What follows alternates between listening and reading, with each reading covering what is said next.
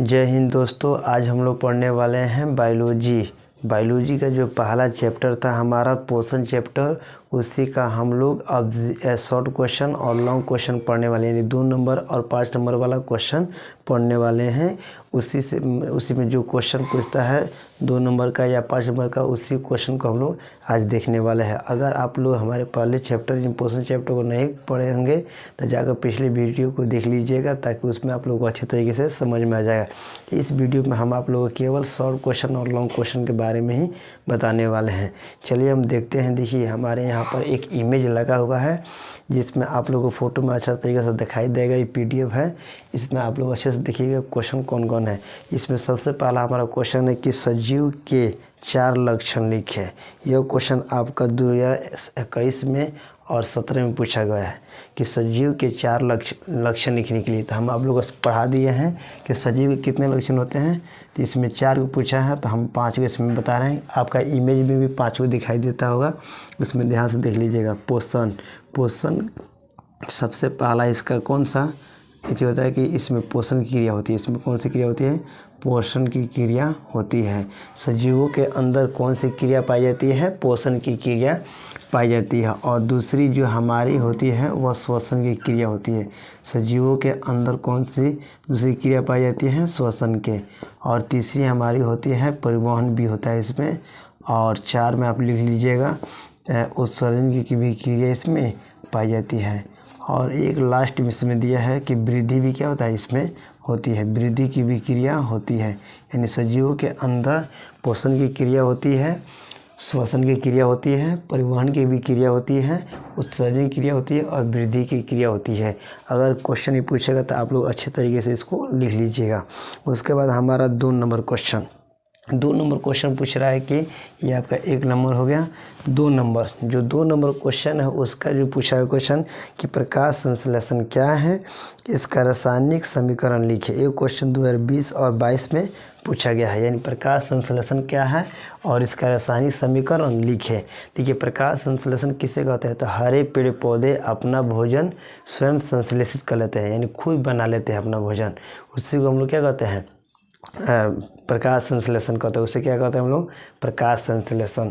देखिए 6 गो क्या करता है? कार्बन डाइऑक्साइड को लेता है। पेड़ पौधा 6 गो कार्बन डाइऑक्साइड वायुमंडल से लेता है और 12 गो जल लेता है। 12 गो जल लेकर यह सूर्य का प्रकाश की उपस्थिति में, यानी सूर्य का प्रकाश सनलाइट लेता है, सूर्य का प्रकाश। और पत्तियों के अंदर क्या पाया जाता है? क्लोरोफिल। क्या पाया जाता है?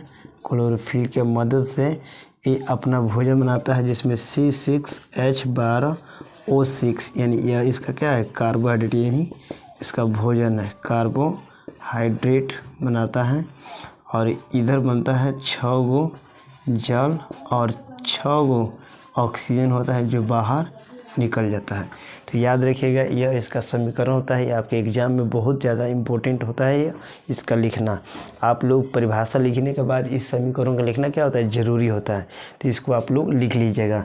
6 गो कार्बन डाइऑक्साइड, 12 गो जल, सूर्य के प्रकाश और क्लोरोफिल की उपस्थिति में कार्बोहाइड्रेट, यानी 6 कार्बन, 12 हाइड्रोजन और 6 ऑक्सीजन, C6H12O6 और साथ साथ 6 गो जल और 6 गो ऑक्सीजन का निर्माण करता है। इसी को हम लोग क्या बोलते हैं? प्रकाश संश्लेषण की क्रिया बोलते हैं। इसे यानी प्रकाश संश्लेषण कहा जाता है। अब हमारा अगला क्वेश्चन है 3 नंबर।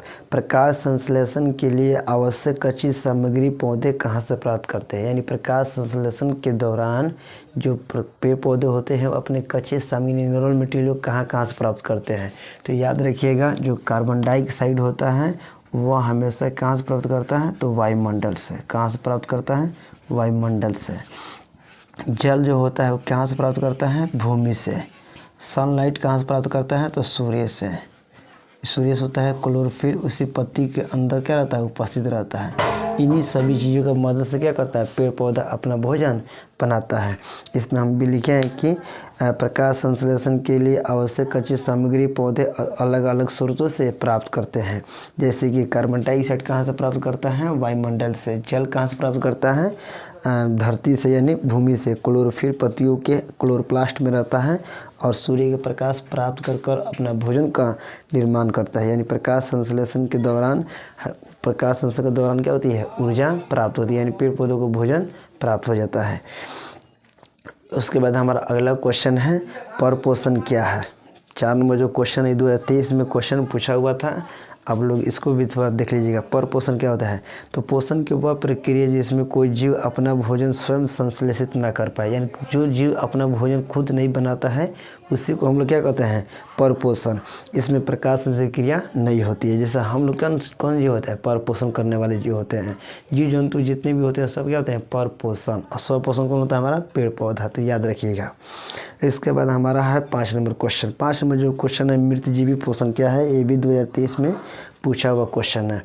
तो मृतजीवी पोषण किसे कहते हैं, तो ये भी देखिए इसका परिभाषा क्या दिया हुआ है कि वैसा पोषण जिसमें जीव अपना भोजन मृत जंतुओं और पौधों के शरीर से कार्बनिक पदार्थों के रूप में अवशोषित करता है, मृतजीवी पोषण कहलाता है। जैसे गोबर, छत्ता, कवक, जीवाणु, चील, गिद्ध, कौवा, ये सब क्या होता है, मृतजीवी। यानी जो जीव अपना भोजन सड़े गले चीज़ों से, यानी मृत वस्तुओं से या पेड़ पौधों के कार्बनिक पदार्थों से प्राप्त कर लेते हैं, तो उसे हम क्या कहते हैं, मृतजीवी पोषण। उसे हम क्या कहते हैं, मृतजीवी पोषण। इसमें आपका मशरूम हो जाएगा, जिसको गोबर छाता बोला जाता है, वो क्या होता है, हमारा कवक होता है, मशरूम होता है। उसके बाद हमारा कवक है, चील हो गया, गिद्ध हो गया। गिद्ध देखना आप लोग मृत वस्तु को ज़्यादा खाता है। ये सारे के सारे क्या हमारा मृतजीवी पोषण होते हैं। उसके बाद हमारा अगला क्वेश्चन है 6 नंबर, जिसका नाम है परजीवी किसे कहते हैं। परजीवी क्या कहते हैं, इसे 2014 में क्वेश्चन पूछा गया है। देखिए वैसे जीव जो दूसरे जीव के संपर्क में रहकर अपना भोजन प्राप्त करते हैं उसे क्या कहते हैं, परजीवी। यानी इसमें एक जीव को लाभ होता है और दूसरे जीव को हानि होता है। जैसे हम लोग को बाल में क्या होता है, जू पड़ जाता है, यानी ढील हो जाता है, तो हम लोग क्या होता है, नुकसान करता है और उसको फ़ायदा होता है। मच्छर जो होता है, मच्छर जब काटता है तो हम लोग को नुकसान होता है, उसको क्या होता है, फ़ायदा होता है। इसमें एग्जाम्पल पर हम लिख सकीजिएगा, जोंक हो गया, मच्छर हो गया, जू हो गया। अमरबेल का पौधा होता है, दूसरे पौधे पर जाकर उस पर क्या करता है, उसके भोजन को खा लेता है। तो ये सब क्या होते हैं, परजीवी होते हैं। ये हमेशा दूसरे जीव क्या करते हैं, नुकसान पहुंचाते रहते हैं। उसके बाद अगला हमारा क्वेश्चन है 7 नंबर। 2021 में और 2023 में क्वेश्चन पूछा गया है, हमारे आमाशय में अम्ल की भूमिका क्या होती है। हमारे जो आमाशय होता है उसमें अम्ल की भूमिका क्या होती है, तो इसका आंसर लिखिए हम, हमारे आमाशय में अम्ल की भूमिका निम्नलिखित होती है। इसी टाइप से आप लोग लिखिएगा। ये सब 2 नंबर का क्वेश्चन है। देखिए इसका पहला जो काम होता है, यह क्या करता है, भोजन में उपस्थित जीवाणुओं को नष्ट करने का काम करता है। इमेज में देखते रहिएगा, हम यहाँ पर अपने मोबाइल में PDF में देखकर समझा रहे हैं आप लोग को। यह हमारे भोजन में उपस्थित क्या करता है, जीवाणुओं को नष्ट करता है। उसके बाद यह हमारे भोजन में भोजन क्या करता है, पाचन का अम्लीय बना देता है। यानी यह भोजन का पाचन क्या करता है, अम्लीय माध्यम से करता है और ये भोजन को सड़ने से बचाता है। इसको आप तीनों लिखिएगा। ये भोजन के उपस्थित जीवाणुओं को नष्ट करने में मदद करता है और भोजन का पाचन अम्लीय माध्यम में कराता है, अम्ल। और इसका जो सबसे महत्वपूर्ण होता है कि भोजन को सड़ने से क्या करता है, बचाता है। तो ये तीनों आप लोग इसका आंसर लिख लीजिएगा। अब अगले हम क्वेश्चन को देखते हैं। अब हमारा 8वां नंबर जो क्वेश्चन है, परपोषी और विषमपोषी में जो अंतर पूछा है 2019 में, 22 में, 23 में। ये क्वेश्चन आपका सब्जेक्टिव में भी आ सकता है और लॉन्ग में भी आ सकता है। इसका दोनों में भी आने की संभावना होती है। 2 नंबर में भी आ सकता है और आपका 5 नंबर में। तो हम इसका जो अंतर लिखे हैं वो 5 में लिखे हैं। अगर 2 नंबर में आया तो 3 को अंतर लिखिएगा।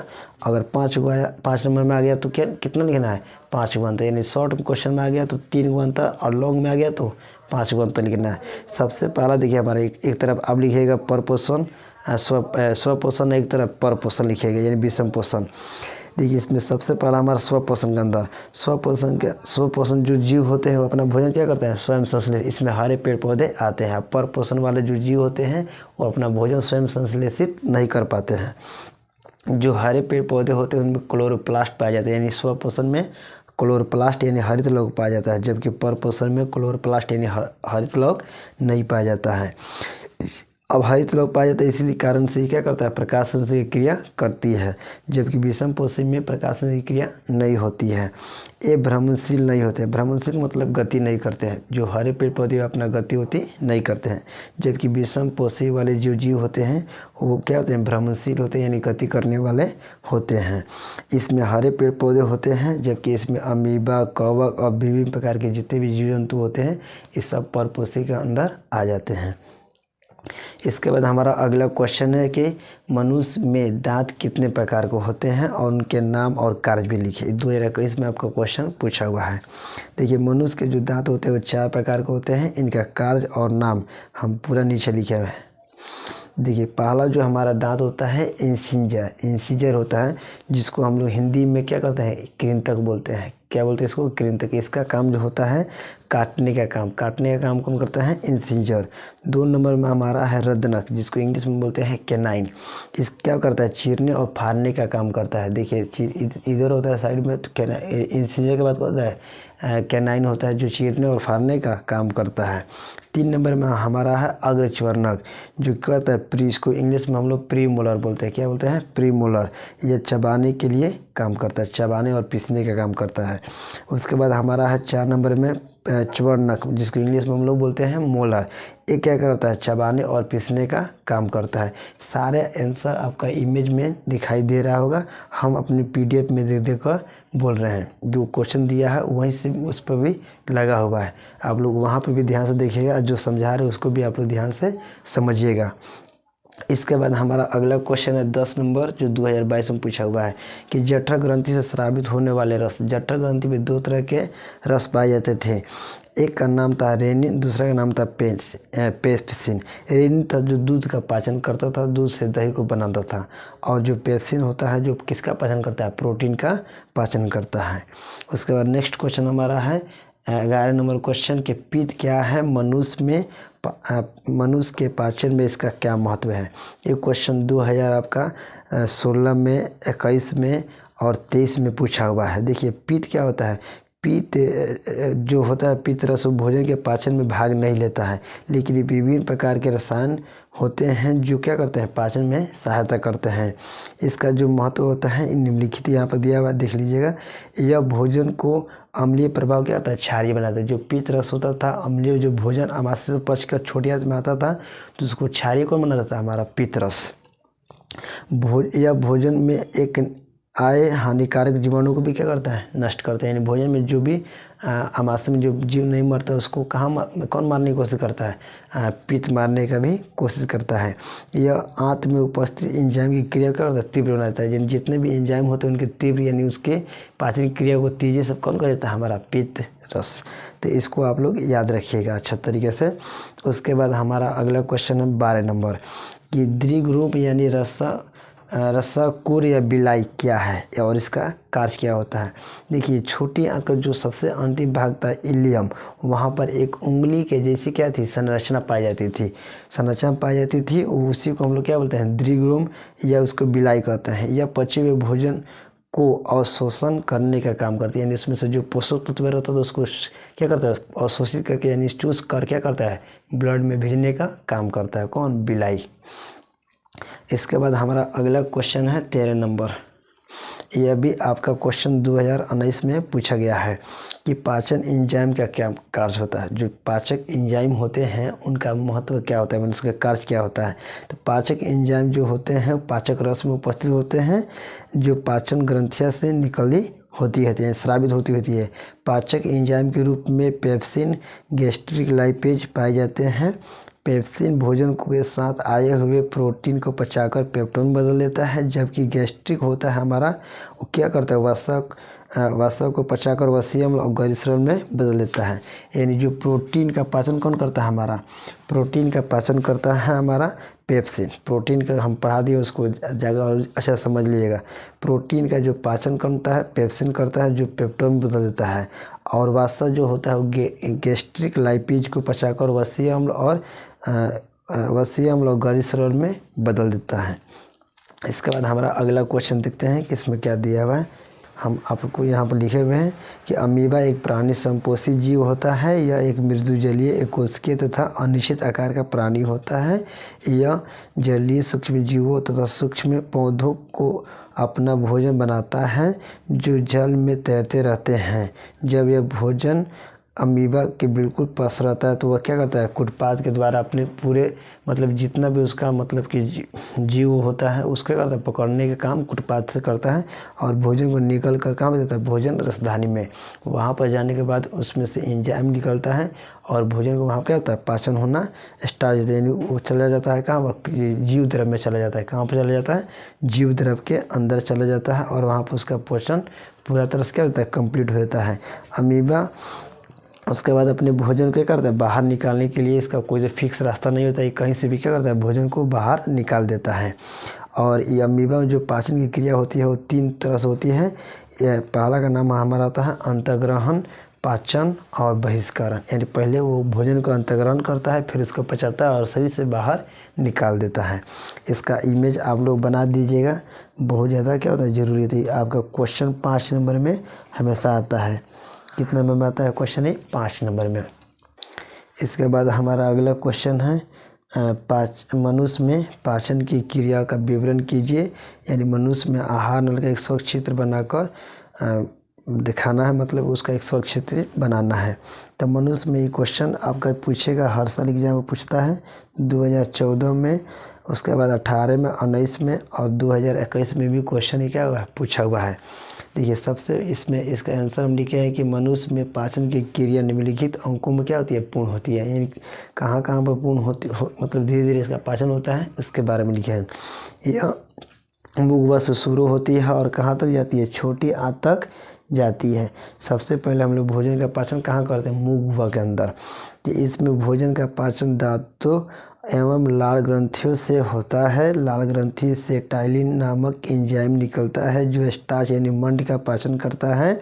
मुगवा से भोजन ग्रास नली में जाता है जहाँ पर पाचन की कोई क्रिया नहीं होती है और वहाँ से भोजन सीधे कहाँ चला जाता है, अमाशय में। यानी मुगवा में जब हम भोजन को रखते हैं तो वहाँ पर दांत और हमारा लाल ग्रंथि क्या करता है, भोजन को पचा उचा कर ग्रास नली में, जहाँ पर ग्रास नली में भोजन का पाचन नहीं होता सीधे कहाँ आ जाता है, अमाशय के अंदर।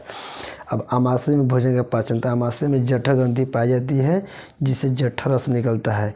जठर रस में कौन कौन रस होता है, तो हमारा पेप्सिन होता है जो प्रोटीन का पचाता है और एक होता है रेनिन। रेनिन भी होता है जो क्या दूध का पाचन करता है। इसमें छोटी आंत में क्या होता है, हमारा भोजन लेई के समान हो जाता है। जो अमाशय में जो भोजन पच हो जाता है तो किसके समान होता है, लेई के समान। उसके बाद छोटी आंत में जाने के लिए क्या होता है, तैयार हो जाता है। इसके बाद हमारा अगला दिया इसमें छोटी आंत में भोजन का पाचन। इसमें 3 तरह के एंजाइम निकलते हैं। जो लाइपेज होता है वो किसका पाचन करता है, वसा का। एमाइलेज होता है वो किसका पाचन करता है, कार्बोहाइड्रेट का। और ट्रिप्सिन जो होता है वो किसका पाचन करता है, तो प्रोटीन का पाचन करता है। किसका पाचन करता है, प्रोटीन का। इस तरह हमारा भोजन का जो पाचन होता है छोटी आंत में कंप्लीट हो जाता है और उसके बाद वो बड़ी आंत में जाता है और बड़ी आंत से सीधी कहाँ जाता है, रेक्टम यानी मलाशय में। मलाशय से वो शरीर से क्या होता है, समय समय पर बाहर निकल जाता है। इसका आप लोग एक कोई इसमें से एक इमेज बना लीजिएगा। आप लोग मतलब कि लेफ्ट वाला बनाइए या राइट वाला, कोई इमेज आप लोग क्या कीजिएगा, बना लीजिएगा। तो आप लोगों को इस सारी के सारी शॉर्ट क्वेश्चन जो दिए और लॉन्ग क्वेश्चन जो बताए हैं, इस सारी की सारी आप लोग के एग्जाम में इससे 1 या 2-3 क्वेश्चन तो ज़रूर रहेगा। अगर आप लोग को इसका PDF चाहिए तो हमारे टेलीग्राम TCC बिहार बोर्ड से जाकर जुड़ जाइए।